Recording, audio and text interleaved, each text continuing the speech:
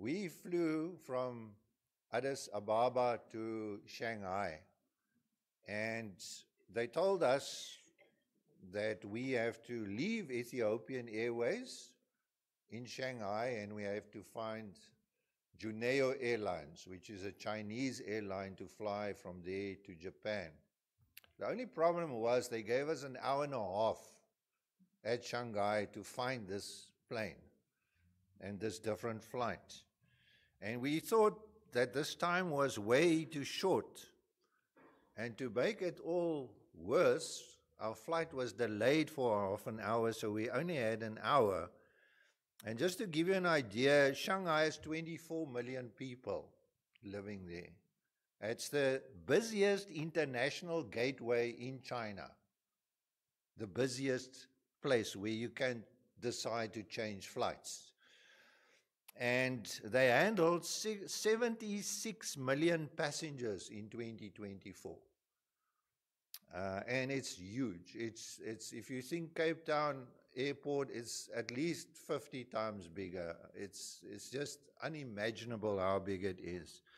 And when we got off the plane, nobody looked like us. They were all Chinese.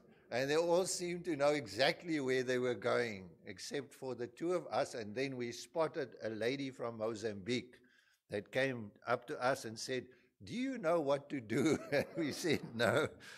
Her name was Lucrecia Paco, and she was a singer and an actress from Mozambique. We only found this out later, and she was on her way to Japan to sing at the expo and to act with a troupe of actors and actresses.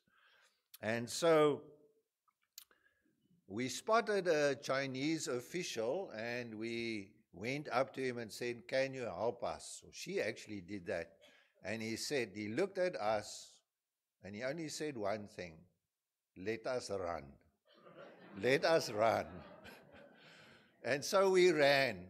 And his name was Liam Lee. That's not his real name, but his English name is Liam. Liam Lee ran. Myself second, then Ilse, and then Lucrecia. And so we ran. And we ran, and we ran, and we ran.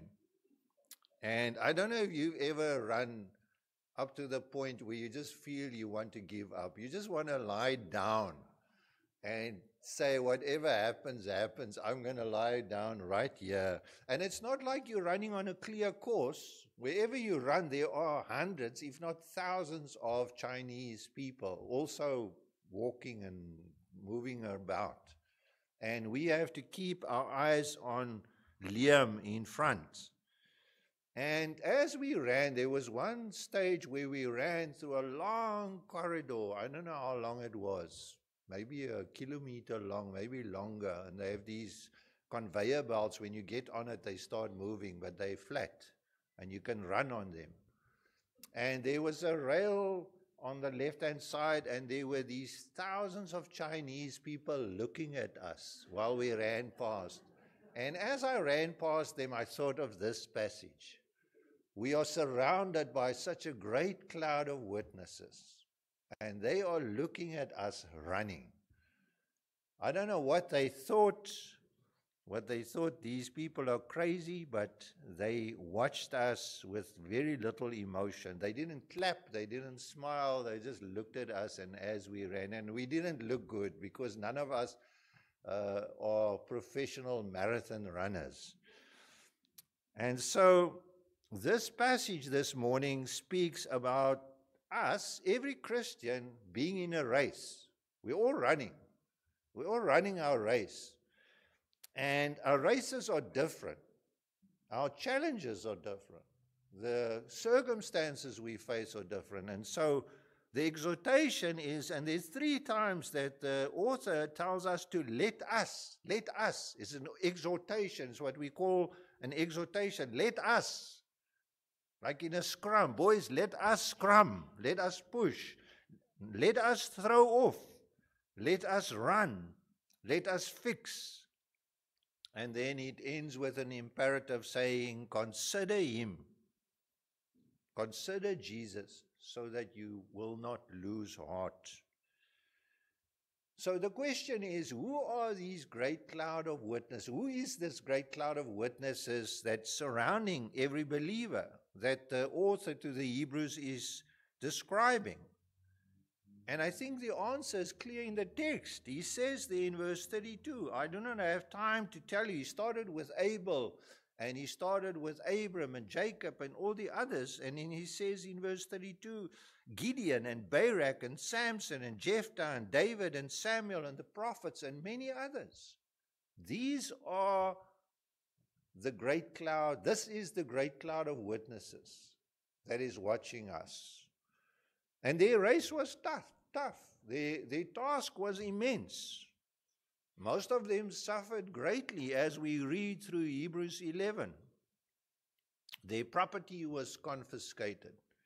They were persecuted. Some were tortured. Others were put to death. They lived in holes in the ground. They went about in sheepskins and goatskins. They never received the things promised to them. And they lived their lives here on earth hoping for a better resurrection, so that together with us they will experience this resurrection. They didn't receive the things promised. Remember that Abraham, for example, he was promised the land. And by the time he died, he only had a burial plot, a grave site. That's all he had in the whole land. Yet they didn't give up. And so we as Christian believers are told that we must remember that we are surrounded by this great cloud of witnesses. And they experience terrible things. And terrible things will happen to us and to our brothers and sisters in other lands. We are not exempt from these things.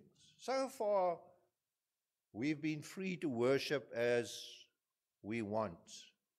But you know, I don't know if you know that the state is trying to impose a CRL, a community of regulating religion, and that every minister, every church will need to have a license if they can get this thing pushed through, and that whatever you say and what you preach will be determined by the state.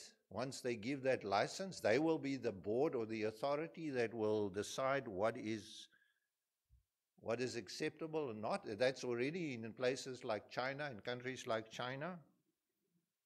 And so we read in verse 36 that some of these believers, some of this great crowd of witnesses faced jeers and flogging. Others were chained and put in prison. They were stoned. They were sawn in two. The prophet Isaiah was sawn in two. He was sawn in two parts. They were put to death by the sword. They went about in sheepskins, goatskins, destitute, persecuted, ill-treated. The world was not worthy of them. And so we read. We read about the New Testament. We've just, in the New Testament, in the book of Acts, heard about Stephen, great man of God, whose life was cut short very quickly. Very early on in his ministry career, he was stoned to death, and there are many others. Jesus' apostles, all of them, bar one, met a martyr's death. And so the question is, when the author says this great cloud of witnesses are surrounding us, the question comes to mind, can they see us? Can they physically observe us themselves directly? Or are they sitting somewhere in heaven in a room or wherever, and they get news? You know, somebody comes in and says, I heard what so-and-so did down in Brackenfell. He cursed the taxi driver. Or he stole something from the shop. And so, no, I don't think that's what it means. I think their lives stand as witnesses against our race. Race as in running. Their lives measure our lives. The way they ran measures the way we run.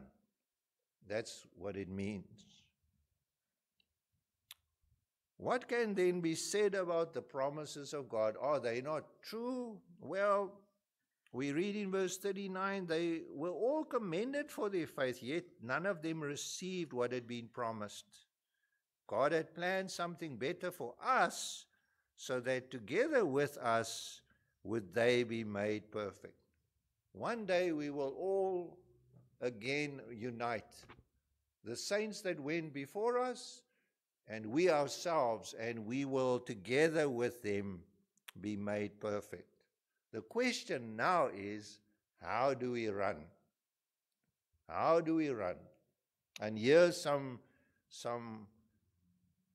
exhortations from the writer to tell us how we should run. And the first thing he says, let us throw off. Let us throw off everything that hinders and the sin that so easily entangles. As we are running this Christian race, we must ask ourselves, are we running well? Are you running well? Or you can look at yourself in the mirror in the morning when you brush your teeth and say, am I running well? How am I doing? Am I winning? Am I fading? Or am I about to give up? The question is, are there certain things that are hindering you in your race? Things that hamper you? Perhaps you are too focused on earthly things, about where the next paycheck will come from, how you'll pay the bills, your health, crime. Have I got enough money? My pension. Whatever the things are that you are concerned about. What you shall eat, what you shall drink, what you shall wear. Jesus in the Sermon on the Mount says, the pagans worry about those things. Christians, no, not so much. They have legitimate concern, but they don't worry about these things because they know that they have a Father in heaven looking after them and providing for them. Perhaps it's our sins. It's not only the things that concern us as our health, our money, our status, our position in life, but sin that entangles. As you're running, the sin will entangle you. You see these sea animals, sea creatures that are caught in the nets, discarded nets in the sea, and sometimes they can't get out of it. They can't extricate themselves, and they wash up on the beach, and they're entangled in these castaway nets. And that's often the picture of the Christian life. We get caught up in sins, and initially it looks fine. It looks exciting. I mean, sin, nobody would do sin if it wasn't enjoyable. That's the whole point of sin. It comes to you and it promises you fulfillment and life and excitement. And you say yes. And then you start doing it, and slowly but surely that thing gets hold of your life. And it sucks the life out of you. And it takes over your life. And imperceptibly, as the years go by, you fall totally under the power of sin.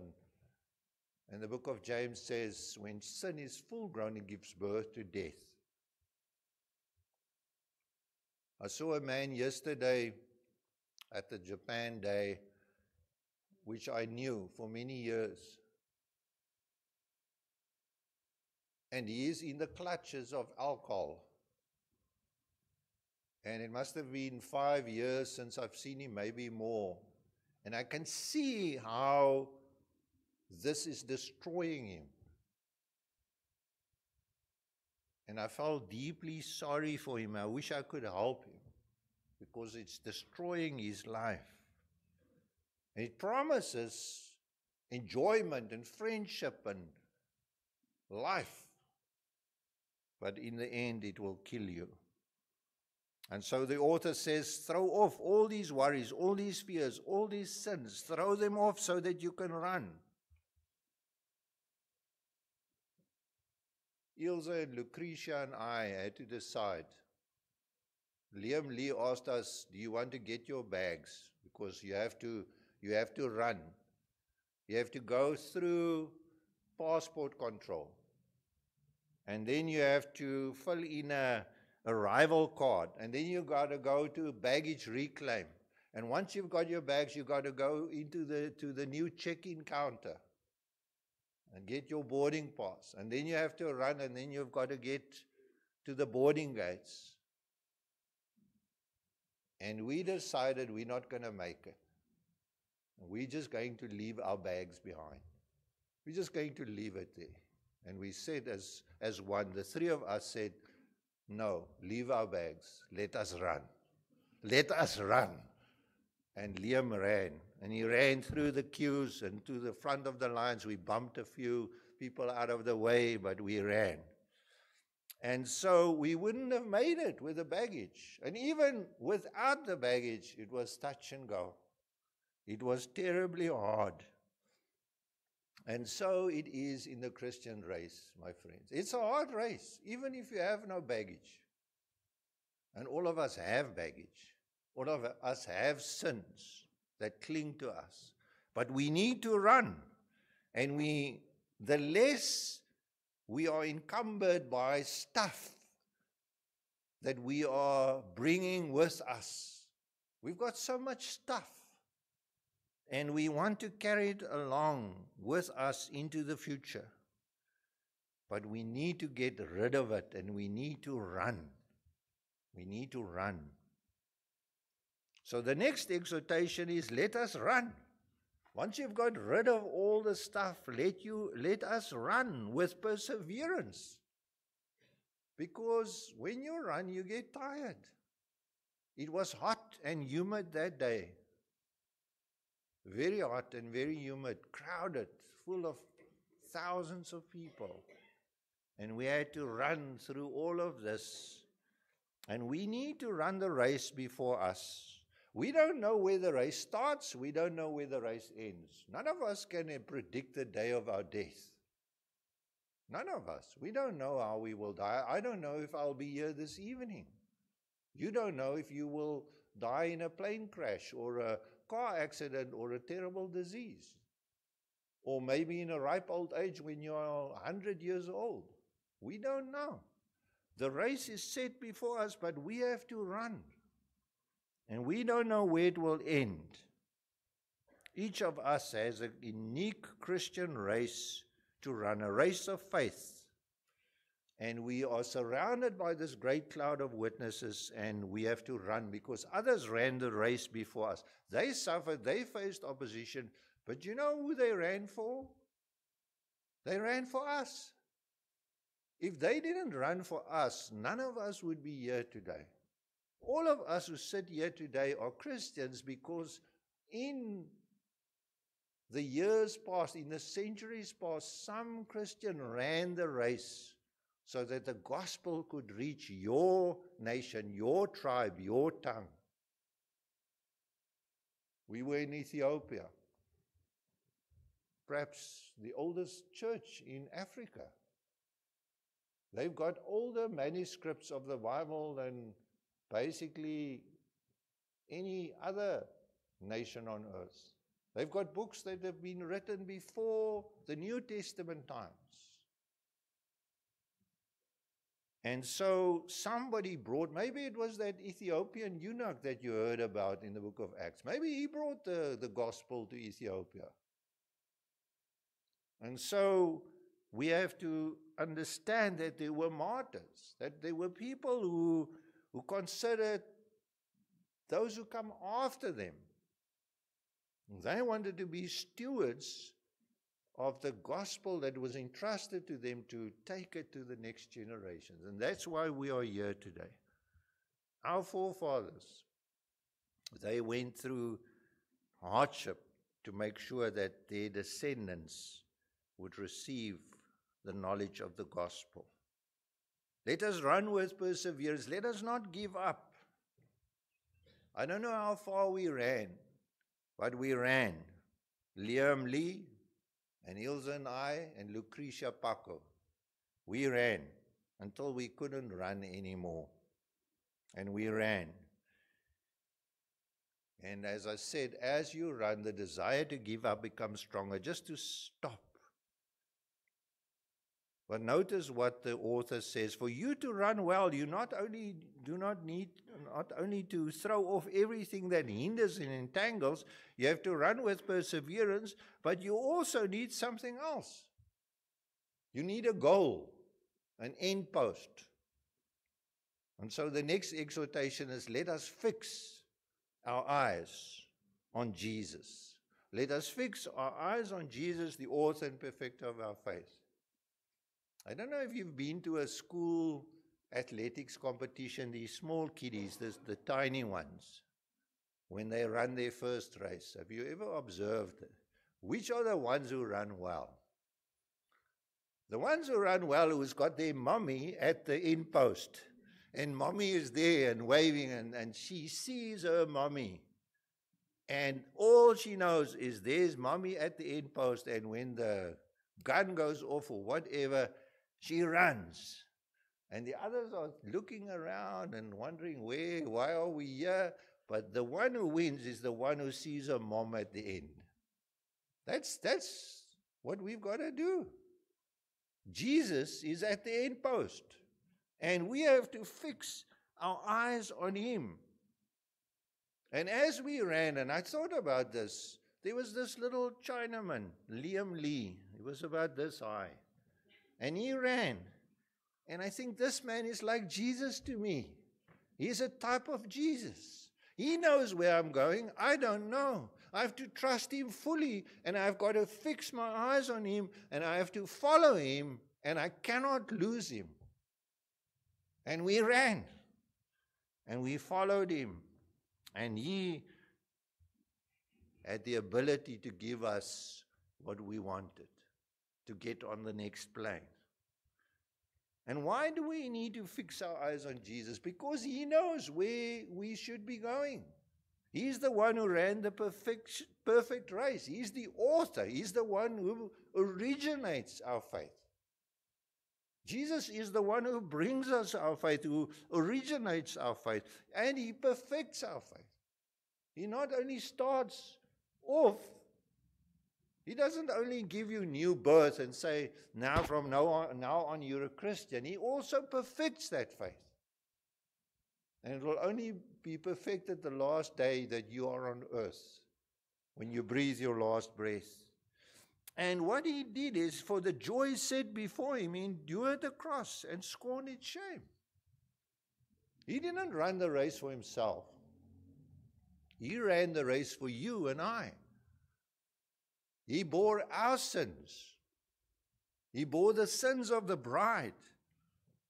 And therefore, he is the one we've got to watch. And he suffered immensely. He knew exactly what was lying ahead. He knew that he would be persecuted. He knew that he would be rejected. He knew that he would go to the cross on Passover. He was kept awake the whole night. First by praying in the garden, and then through the rest of the night by this false trial.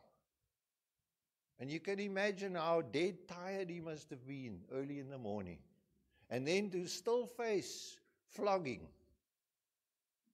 scourging with whips, and then going to the cross and being crucified, carrying our sins, because he was sinless. He was the Holy One of God.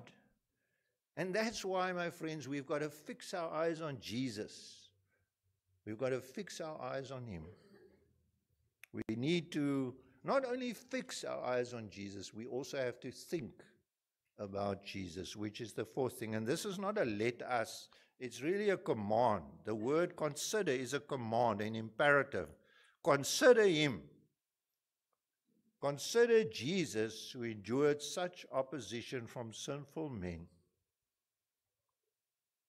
Let us throw off. Let us run. Let us fix our eyes on Jesus and consider him. To consider Jesus means not that you have to know that there was a person called Jesus. It means that you have to sit down and think about him. When last did you sit under a tree or near a waterfall, on top of a mountain, or wherever in your inner room, and think about Jesus? Do you ever think about Jesus? Yes, you need to read your Bible, you need to pray, but sometimes you need to think and meditate. Meditate upon Christ. It's a command. Think of the great cloud of witnesses surrounding us. Think of Jesus in the race he ran. But think of Jesus and what he endured. Think of what he endured. Think of the sins that he carried of his bride. All the sins of every Christian that would ever come to Christ was on him on that day. All the sins. He experienced death and hell in our stead. In your race, opposition and hardship will hinder you. Sinful men will oppose you. But none of it can ever compare to what happened to Jesus, because he was sinless. He did not deserve to die. He had no sin of his own. In 2 Corinthians 5:21 it says, he who had no sin became sin for us, so that in him we might become the righteousness of God. And that was the exchange. He took our sin, and instead he gave us God's righteousness. So that I have God's perfect righteousness, not morally, but imputed to me in my account, credited to my account, so that when God looks at me and one day I stand before him, he opens the account. On the debit side, it's blank. There's nothing there. On the credit side, it says the righteousness of God. And that's what Jesus did for us. Consider Jesus. Meditate upon Jesus. Think about Jesus. You need to do that as a Christian. As he ran this race, his race, to save you and me. And why do you need to do that? So that you will not grow weary. So that you will not grow weary and lose heart. In the Christian race, we might grow weary. We may grow weary. We may lose heart. It actually literally says that you become weary and discouraged in your soul. You become discouraged in your soul. And the Christian life is hard, my friends, as you will know. Sometimes it's like one wave after the other washing over you. And as you come up for breath, the next wave comes. It could be relationships that are not delivering what you hoped. It could be your health that is failing. It could be rejection by family and friends and loved ones. It could be persecution by the enemy. The enemies of the Christian faith and of Christ, as many Christians all across the world live under every day. Literally every day they face persecution and death. In Nigeria, in China, in North Korea, and many other places. And we may lose heart. We may grow so weary that we just lose heart. And you want to give up. But the command is, consider Jesus. So that, in other words, the purpose of the reason why we are considering Jesus is so that you do not lose heart. Jesus went through all of that for you and for me. He did not give up. He did not lose heart. Even when he cried out on the cross, my Father, oh, my God, why have you forsaken me? He did not give up.